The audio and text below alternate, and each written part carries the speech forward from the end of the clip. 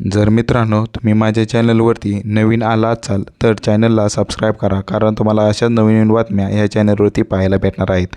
आधी हा सगळा व्हिडिओ पहा। जर तुम्हाला व्हिडिओ आवडला असेल तरच व्हिडिओला लाईक करा आणि चॅनलला सबस्क्राईब करायला विसरू नका।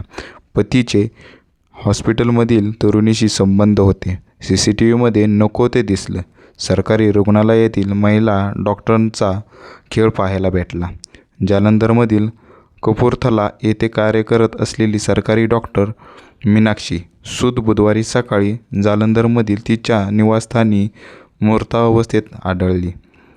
पंजाबमधील जालंधर येथे विवाहित महिला डॉक्टरांच्या मृत्यूनंतर तिच्या पतीवर कौटुंबिक छळ, आर्थिक फसवणूक आणि लग्नाबाहेरील संबंधांचे आरोप करण्यात आले आहेत। तिच्या कुटुंबियांनी पतीला त्वरित अटक करण्याची आणि तिच्या मृत्यू सखोल चौकशी करण्याची मागणी केली आहे। पंजाबच्या जालंधरमधील कपूरथला येथे कार्य करत असलेली सरकारी डॉक्टर मीनाक्षी सूद बुधवारी सकाळी जालंधरमधील तिच्या निवासस्थानी मृतावस्थेत आढळली। पोलिसांनी तिच्या वडिलांच्या जबाबाच्या आधारे भारतीय न्याय संहिताच्या कलम 106 गुन्हा दाखल केला असून या प्रकरणाचा तपास सुरू केला आहे। मीनाक्षीच्या कुटुंबियांनी तिचा पती डॉक्टर पियुष सूद यांच्यावर अनेक वर्षांपासून तिचा मानसिक आणि शारीरिक छळ केल्याचा आरोप आहे। डॉक्टर पियुष सूद या जालंधरमध्ये नॅशनल केअर हॉस्पिटल चालवतो। त्याने तिच्या नावे परस्पर कोट्यवधी रुपयांचे कर्ज घेतल्याचा आरोप मीनाक्षीच्या माहेरच्या मंडळींनी केला होता। त्याने रुग्णालयात काम करणाऱ्या एका महिलेशी विवाहबाह्य संबंध असल्याचा आरोपही त्यांनी केला आहे। मीनाक्षीचे वडील प्रमोद कुमार यांच्या माहितीनुसार या जोडप्यांचा विवाह ऑक्टोबर 2018 मध्ये झाला होता।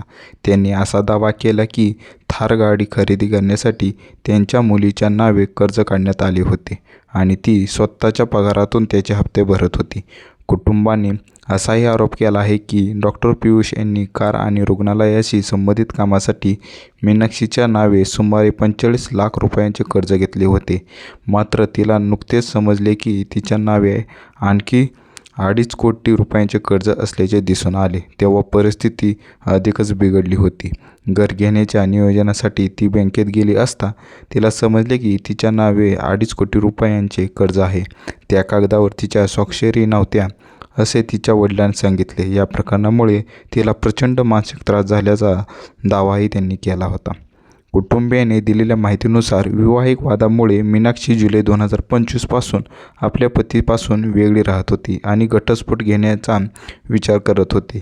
तिच्या आईने आरोप केला की वाद झाल्यानंतर जावई अनेकदा फोन करून मीनाक्षीला मारहाण केल्याचे कबूल करायला आणि नंतर माफी मागायचा। तसेच यापूर्वी आपल्या मुलीचा गळा आवळून तिला जीवे मारण्याचा प्रयत्न झाला होता, असा दावा तिच्या वडिलांनी केला।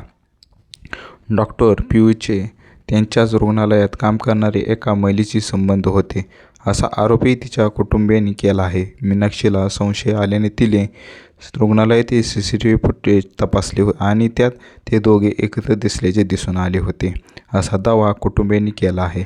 कुटुंबियांच्या म्हणण्यानुसार तपासाचा भाग म्हणून हे फुटेज पोलिसांच्या स्वाधीन करण्यात आले आहे। जर मित्रांनो तुम्हाला हा व्हिडिओ आवडला असेल तर व्हिडिओला लाईक करा आणि चॅनलला सबस्क्राईब करा, कारण तुम्हाला अशाच नवीन बातम्या या चॅनलवरती पाहायला भेटणार आहेत। तुम्ही हा व्हिडिओ संपूर्ण पाहिला त्याबद्दल मनापासून धन्यवाद। थँक्यू।